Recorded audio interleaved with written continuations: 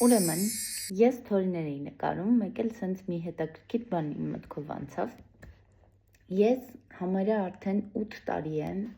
որ ամեն տարի գրում եմ իմ մտքերը, էմոցիաները, սենց խառը նոթատետրերի մեջ ու երբևիցե ունեցած իմ ամենահետաքրքիր փորձառությունն ասա։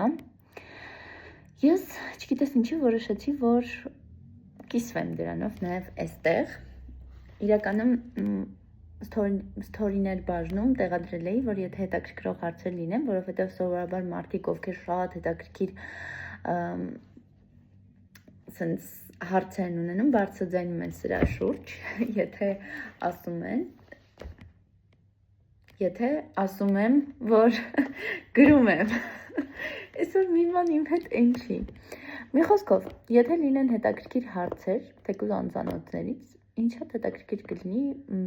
կարդալ ու պատասխանել, որովհետև ես իմ կյանքում ամենատարբեր հարցերն եմ ստացել այս